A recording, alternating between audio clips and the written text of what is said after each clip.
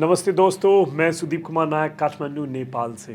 ये आज हम लोग बात कर रहे हैं एमबीबीएस नेपाल 2025 के लिए और ये मेरा पहला वीडियो है जिसमें हम लोग आज पूरा डिटेल बात करेंगे एमबीबीएस नेपाल के बारे में, एलिजिबिलिटी के बारे में, क्यों नेपाल जाना चाहिए, एनएमसी गाइडलाइंस के बारे में, नेपाल मेडिकल काउंसिल ने कैसे लेटर निकाला नहीं निकाला है, मेडिकल एजुकेशन कमीशन क्या है, ये सारा टॉपिक हम लोग बात करेंगे। तो फिर से पहले मैं बता दूं कि मैं सुदीप कुमार नायक काठमांडू नेपाल से हूं। हम लोग अगर आप देखेंगे, अगर आप पहली बार मेरे यूट्यूब चैनल में आए तो आप पुराने मेरे वीडियोस देखेंगे तो बहुत सारे वीडियो हम लोग ने नेपाल के बारे में, मेडिकल कॉलेजेस के बारे में, ये उड़ान बोल के जो हम लोग का है उन सब के बारे में हम लोग ने बहुत सारे वीडियोस बनाए हैं और बहुत सारे पेरेंट्स और स्टूडेंट इस वीडियो को देख के नेपाल में यहाँ पे एडमिशन ले रखे हैं। तो पहला जो आज हम लोग बात करेंगे वाई एमबीबीएस इन नेपाल। तो सबसे पहला चीज़ क्या रहता है, एक कोई भी स्टूडेंट के लिए जिस कंट्री में पढ़ने जा रहे हैं तो एक कोर्स कैरिकुलम कितने साल का है, ये ड्यूरेशन कितने साल का है। तो नेपाल का अगर कोर्स की बात करें, ड्यूरेशन की बात करें, 4.5 साल थ्योरी और 1 साल इंटर्नशिप है। जो लैंग्वेज, बहुत सारे कंट्री ऐसे रहते हैं जहां आपको अलग लैंग्वेज में, वहाँ के रीजनल लैंग्वेज में पढ़ाई होगा, चाइनीज़ में, रशियन में, अदर लैंग्वेजेस ये सब में। बट नेपाल एक ऐसा कंट्री है जहां आपको बच्चे से ही हम लोग सब लोग इंग्लिश में बात कर रहे हैं, इंग्लिश में medium of instruction is English. तीसरा, फूड, हम लोग अगर बात करें जो नेपाल और इंडिया का सारा फूड हैबिट, जो खाने का रहन सहन जो भी देख रहे हैं ये कॉमन है। मोड ऑफ ट्रांसपोर्टेशन अगर हम लोग बात करें तो काफ़ी आसान है। कोई भी स्टूडेंट, कोई भी पेरेंट्स अगर नेपाल आना चाहते हैं, अगर उनको बाई इंटरनेशनल फ़्लाइट आना है तो वोटर आईडी कार्ड होना है या तो पासपोर्ट होना है। आप हर जगह देखेंगे दिल्ली से डायरेक्ट कनेक्टिविटी है हम लोग के पास, बैंगलोर से हम लोग के पास है, बनारस से है, कोलकाता से है, इन सब जगह से डायरेक्ट कनेक्टिविटी है। अगर आप खुद के गाड़ी से भी आना चाहते हैं तो नेपाल एक ऐसा कंट्री है जहां आप अपने गाड़ी से भी रेगुलर 30 दिन तक आ सकते हैं। इंडो नेपाल बॉर्डर के पास आपके पास एक परमिट लेना होगा और उस परमिट के द्वारा आप ये भी आ सकते हैं। अगर आप बस से आना चाहते हैं तो दिल्ली, बनारस, लखनऊ, बहुत सारे जगह से डायरेक्ट बस काठमांडू, जनकपुर, इन सब जगह के लिए खुलता है। अगर आप ट्रेन से आना चाहते हैं तो बॉर्डर, नियरेस्ट बॉर्डर जैसे गोरखपुर के पास देखेंगे, रक्सौल के पास देखेंगे, जनकपुर के पास देखेंगे, इन सब जगह आप ट्रेन से आ सकते हैं। और जैसे आप समझो एक रोड क्रॉस करना है मुश्किल से 200-300 मीटर के रेंज में और को नेपाल बॉर्डर आ जाएगा। करेंसी भी आप अपने इंडियन करेंसी पे यहाँ यूज़ कर सकते हैं। बहुत सारे कंट्री में डॉलर लेके जाना है, रूबल लेके जाना है, ये सब चीज़ यहाँ दिक्कत नहीं है। जो पैसा आप अपना यूज कर रहे हैं, जो एटीएम यूज कर रहे हैं, वही चीज़ आपको यहाँ होगा। और अगर हम लोग बात करें एजुकेशन के स्टैंडर्ड के बारे में, सिंस हम लोग का रहन सहन, कल्चर, वेदर सब कुछ कॉमन होने के वजह से डिजीज़ भी यहाँ कॉमन रहती है। और डिजीज़ कॉमन होने के वजह से आपको जब हम लोग इंटर्नशिप करने के टाइम में अगर आप देखेंगे तो ये सारे चीज़ आपको काम आएगा। अगर अच्छा डॉक्टर बनना है, हर बच्चे डॉक्टर तो बनना चाहते हैं, बट अगर आप चाहते हैं कि कल के डेट में आपके पास प्रैक्टिकल ओरिएंटेड नॉलेज भी रहे तो नेपाल एक ऐसा डेस्टिनेशन है जहां आपको डेड बॉडी भी आपको मिलेगा प्रैक्टिकल एक्सपोजर के लिए। तो ये सारे चीज़ आपको कॉमन चीज़ें जिससे एक नेपाल एक अच्छा डेस्टिनेशन कर देता है। और अच्छी ब्यूटी बात क्या है, नेपाल में किसी भी मेडिकल कॉलेज में 100 से ज़्यादा इनटेक नहीं है, पूरे साल में 100 ही एडमिशन लेते हैं। उसमें भी आपको ये नेपाली और इंडियन और फॉरेनर जोड़ के है, किसी भी कॉलेज में 33 या 50% से ज़्यादा फॉरेन सीट्स नहीं रहते हैं। तो ये आपको है, इसके वजह से नेपाल आना चाहिए। अगर इंफ्रास्ट्रक्चर की भी बात करें तो हर मेडिकल कॉलेज काफ़ी अच्छा, और इसमें भी स्पेशली कुछ ऐसे मेडिकल कॉलेजेस है जैसे Manipal college of medical science, Chitwan medical college, KIST Devdaha, Lumbini, इन सब तो और भी काफ़ी इंडियन बच्चे के लिए हर चीज़ में काफ़ी अच्छा है, जो हम लोग आगे बात करेंगे। तो अगर आप नेपाल के बारे में जानना चाहते हैं तो मैं चाहूँगा कि ये वीडियो अभी से लेके आप लास्ट तक जुड़े रहें।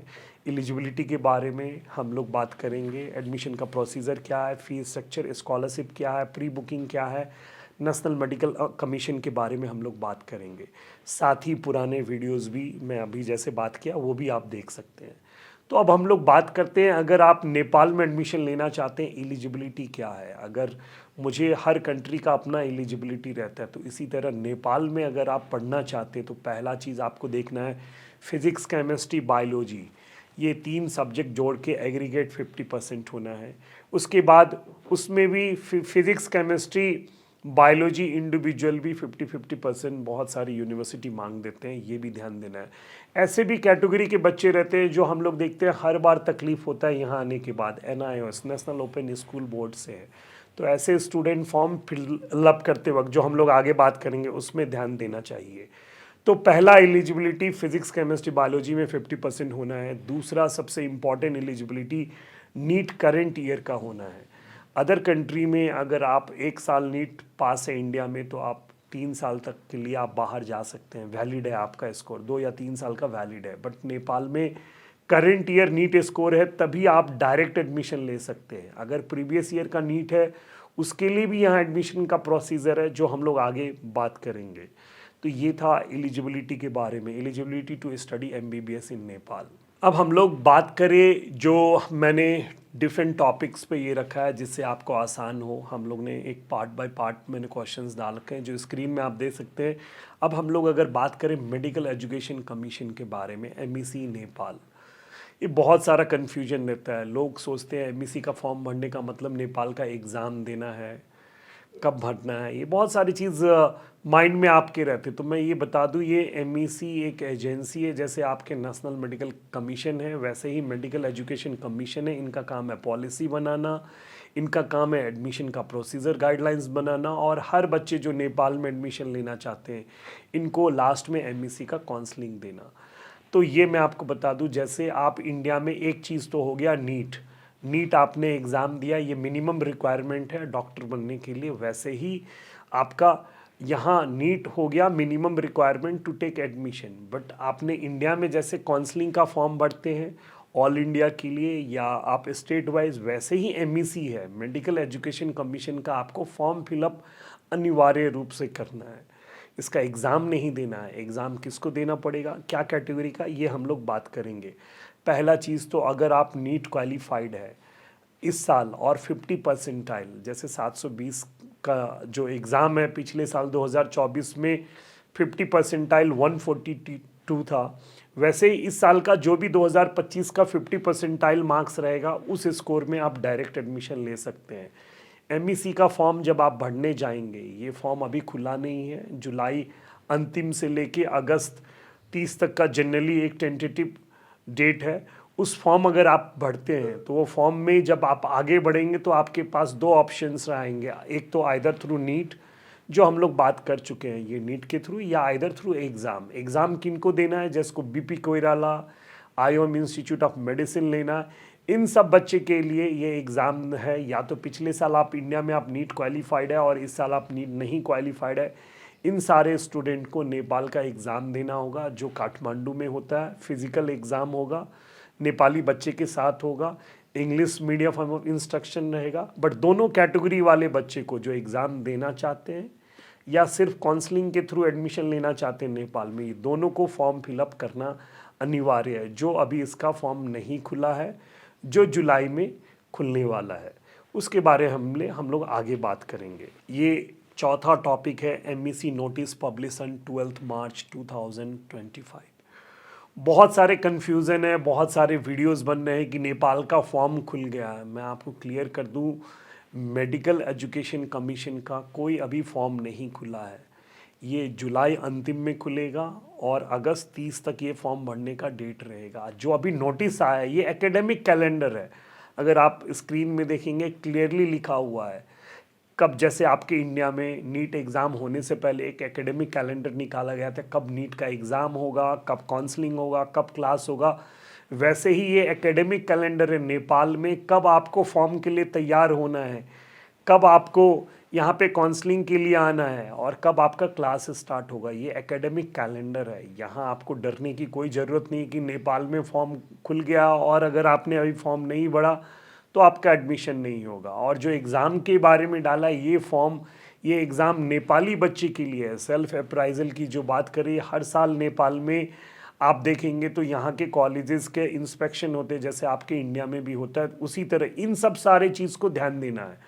आपको एक ही चीज़ ध्यान देना है कि नेपाल में अगर आप एडमिशन लेना चाहते हैं, एमईसी फॉर्म जुलाई, जो इस एकेडमिक कैलेंडर में भी दिख रहा है, जुलाई 26 को खुलेगा, के आसपास खुलेगा टेंटेटिव डेट, और अगस्त 30 तक रहेगा। तो उसके बारे में हम लोग आगे के वीडियोस में बात करेंगे, आप बने रहिएगा। पूरे साल हम लोग कुछ न कुछ नेपाल से रिलेटेड आगे वीडियोस बनाएंगे। अब हम लोग बात करते हैं पार्ट 5, जो हम लोग नेशनल मेडिकल कमीशन, जो आपके इंडिया में एनएमसी एफएमजी गाइडलाइंस 18 नवंबर 2021 के बारे में भी हम लोग बात कर ले, क्योंकि बहुत सारे क्वेश्चंस तो आते हैं। नेपाल तो पढ़ने जाने के लिए इच्छुक है, बट क्या ये एनएमसी के फुलफ़िल कर रहे हैं या नहीं, गाइडलाइंस फुलफ़िल कर रहे हैं। और ये बहुत ही इम्पॉर्टेंट एक्सपेक्ट है। अगर आप डॉक्टर बनना चाहते हैं, नियम के साथ डॉक्टर बनना चाहते हैं, हालांकि आप देखते हैं हम लोग एक जनरल बात करें, बिना लाइसेंस का भी गाड़ी ड्राइव कर सकते हैं, बट अगर आपको किसी दिन एक्सीडेंट होगा, उस दिन आपको समझ आएगा लाइसेंस का क्या वैल्यू होता है। इसी तरह अगर आप डॉक्टर बनना चाहते हैं, उसमें भी आप पूरे नियम के साथ बनना चाहते हैं और नेशनल मेडिकल कमीशन के गाइडलाइंस के हिसाब से बनना चाहते हैं, तो अगर आप देखेंगे तो एक गाइडलाइंस निकाला, एक छोटा सा आपके पार्लियामेंट में इस टॉपिक पे बात निकला था 2 साल पहले। ये वीडियो क्लिप भी आप देख सकते हैं।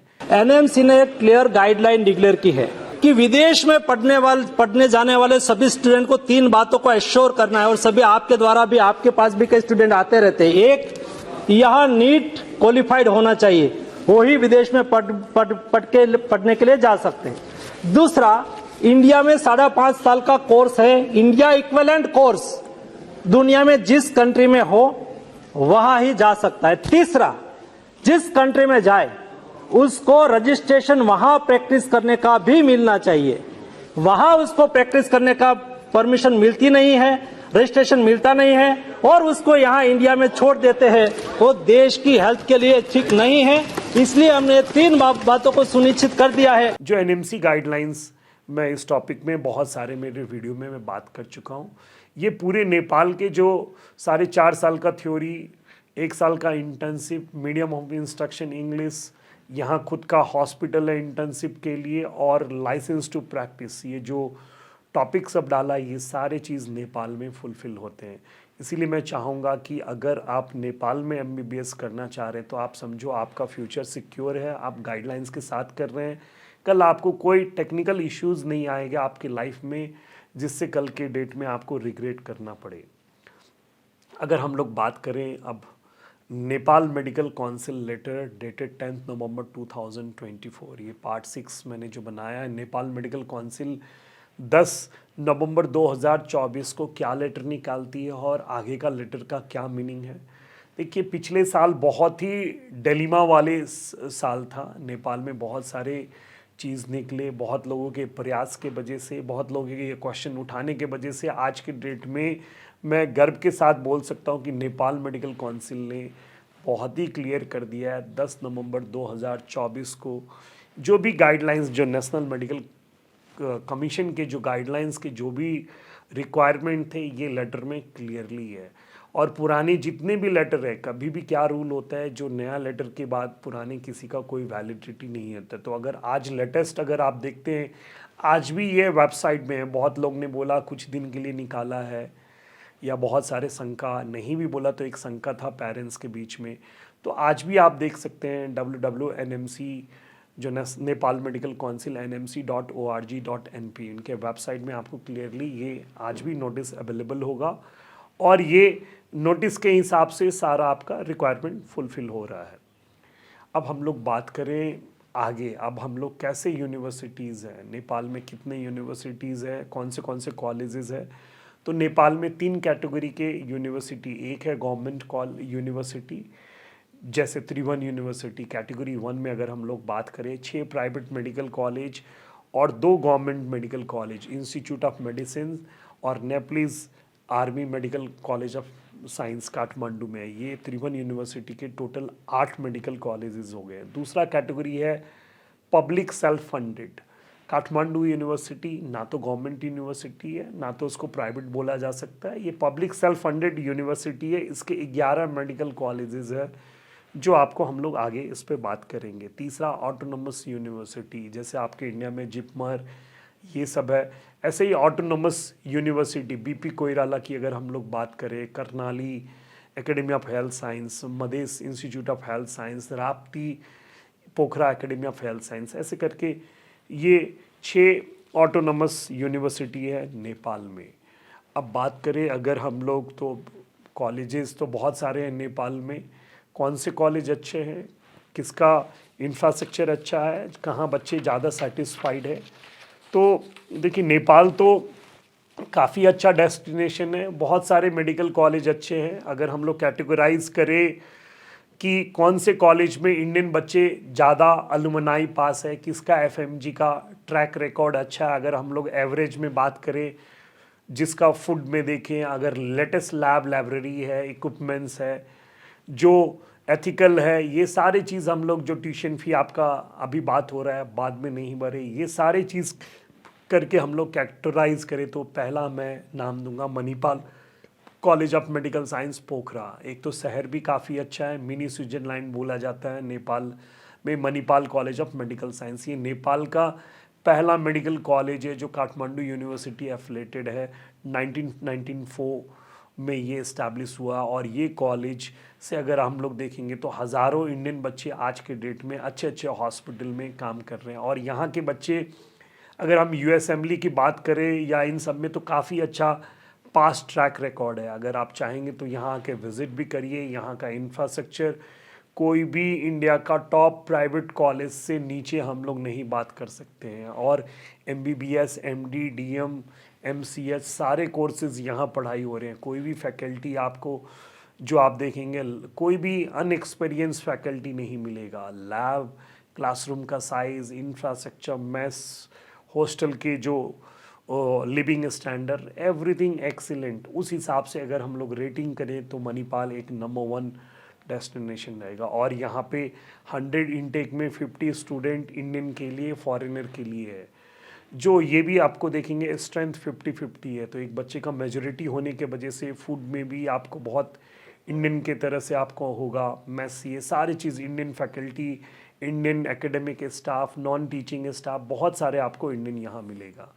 अगर हम लोग बात करें लोकेशन के हिसाब से, जो उत्तर प्रदेश से जो पेरेंट्स हैं, छत्तीसगढ़, एमपी, यूपी, महाराष्ट्र, इन सब स्टूडेंट के लिए देवदहा मेडिकल कॉलेज जो गोरखपुर से 1.5 घंटे में पहुंच सकते हैं, ये काफ़ी अच्छा है। ये भी काठमांडू यूनिवर्सिटी एफिलेटेड है। बहुत सारे इंडियन बच्चे, सेटिस्फाइड बच्चे आपको मिलेंगे। उसके थोड़े आगे 1.5 आवर के जर्नी में जाएंगे तो लुम्बिनी मेडिकल कॉलेज पाल्पा, यहाँ पे भी बहुत सारे अलुमनाई हैं जो पास आउट है। यहाँ के भी अगर आप देखेंगे, हॉस्टल फैसिलिटी नेपाली के लिए, इंडियन के लिए अलग अलग है, मेस भी अलग है। और आप 60% 70% मेजोरिटी देखेंगे तो फीमेल का रेशियो या इंडियन सबसे ज़्यादा लुम्बिनी में पसंद करते हैं। चितवन मेडिकल कॉलेज, ये भी इंफ्रास्ट्रक्चर किसी चीज़ में कमी नहीं है। इंफ्रास्ट्रक्चर, लैब, हॉस्टल, हर चीज़ में आप देखेंगे सीसीटीवी, ये हर चीज़ एक बच्चे को, जो एक पेरेंट्स को एक चाहिए, जो सेफ़ होना चाहिए, अच्छा पढ़ाई होना चाहिए, अच्छा हॉस्टल होना चाहिए, हाइजेनिक मेस होना चाहिए, ये सारा चीज़ चितवन मेडिकल कॉलेज में मिलेगा। और ये मेडिकल कॉलेज 750 बेड है, सुपर स्पेशलाइज हॉस्पिटल है। सबसे हाईएस्ट एमडीएमएस किसी प्राइवेट मेडिकल कॉलेज में आज के डेट में नेपाल में तो ये चितवन मेडिकल कॉलेज है। रक्सौल जो नियरेस्ट बिहार का बॉर्डर है, और गोरखपुर जो नियरेस्ट बॉर्डर है, इन सब से आपको मिल जाएगा। अगर काठमांडू में आप डिसेंट प्राइस में, अच्छे पैकेज में अगर आप देख रहे हैं तो किस्ट मेडिकल कॉलेज, और स्पेशली गुजरात के स्टूडेंट जिनको अगर खाने में दिक्कत, बहुत सारे ऐसे स्टूडेंट हम लोग ने ये पिछले कुछ साल में देखा है जो स्वामी नारायण खाना जो बिना ऑनियन गार्लिक देखते हैं, उन सब के लिए किस्ट मेडिकल कॉलेज काफ़ी अच्छा चॉइस है। College of medical science Bharatpur, ये भी काफ़ी अच्छा मेडिकल कॉलेज है। ये भी इंडियन मैनेजमेंट का कॉलेज है। ये भी मणिपाल के साथ ही इस्टेब्लिश हुआ है, तो ये भी काफ़ी अच्छा ये है। अगर हम लोग अच्छे कॉलेजेस की और बात करें तो काठमांडू मेडिकल कॉलेज जो काठमांडू यूनिवर्सिटी सीनामंगल एयरपोर्ट के बाजू में है, Nobel medical college Biratnagar, BNC medical college जो झापा के पास में है, और बहुत सारे ऑटोनोमस कॉलेज है जो ये भी काफ़ी अच्छा है। अगर हम लोग बात करें fee structure of medical colleges in Nepal, Nepal में 45 लाख रुपीस से लेके 60 लाख रुपीस ट्यूशन फ़ी का ये है स्ट्रक्चर। $75,000 गवर्नमेंट ऑफ नेपाल ने एक ऑफिशियल फ़ी स्ट्रक्चर बना रखा है, बट इसमें अगर आप कॉलेजेस से और आपके अच्छे ऑथराइज पार्टनर से तो आपको नेगोशिएटेड स्कॉलरशिप प्राइस मिलेगा, जिसके लिए आप जो दिए हुए नंबर में आप कांटेक्ट कर सकते हैं या हम लोग के जो ऑथराइज पार्टनर है उन सब से भी आप बात कर सकते हैं, वो फी स्ट्रक्चर मिल जाएगा। अब हम लोग बात करें प्री बुकिंग एंड स्कॉलरशिप। बहुत सारी ये मुद्दा आता है, ये प्री बुकिंग करना चाहिए नहीं करना चाहिए, स्कॉलरशिप मिलेगा या नहीं मिलेगा, एडमिशन एमईसी के द्वारा हो रहा है, then what is the advantage pre booking करने का। मैं ये समराइज़ करना चाहता हूँ ये सारे स्टेटमेंट जो हम लोग जितने भी बात किए इन सब चीज़ के लिए। अगर आप नेपाल में एडमिशन लेना चाहते हैं तो पहला फिज़िक्स केमिस्ट्री बायोलॉजी इसमें 50% होना है, current year NEET score 50 percentile होना है, हर बच्चे को अनिवार्य compulsory MEC medical education commission का फॉर्म भरना है। फॉर्म भरने का मतलब ये नहीं है कि एग्ज़ाम देना है, वहाँ 2 कैटेगरी होते हैं, एक एग्ज़ाम देना जो नीट प्रीवियस ईयर पास है और जो बीपी कोइराला आईएम जैसे कॉलेज चाहिए उनके लिए, और दूसरे कैटेगरी होते हैं जो नीट के बेसिस में बट कंपलसरी फॉर्म भरना है। चौथा चीज़ होता है प्री बुकिंग। ये प्री बुकिंग क्यों करते हैं हम लोग, जिससे क्या है ना, एक कॉलेज में आपका एक तो सीट रिजर्व हो गया, रिजर्व इन द सेंस आप कॉलेज से अटैच हो गए, एक निगोशिएटेड प्राइस स्ट्रक्चर, जैसे $75,000 अगर हम लोग बात करें तो 65-67 लाख रुपीज़ इंडियन करेंसी हो रहा है। उतने में सिर्फ ट्यूशन फी है, खाना रहना अलग है, बट उससे नीचे 60 लाख में आपको खाना रहना सब कुछ मिल रहा है अगर हम लोग प्री बुकिंग कर रहे हैं। हाँ, बट प्री बुकिंग करते वक्त आपको ध्यान देना है जिस कॉलेज में आप प्री बुकिंग कर रहे हैं, क्या ये सिर्फ आपसे प्री बुकिंग करके 30 सीट है और 60 जन का पैसा ले लिए और बाद में पैसा आपको वापस नहीं कर रहे हैं, आप जिस ऑथराइज एजेंसी या जिस जो भी बोल रहे हैं वो आपका पैसा घुमा रहे हैं।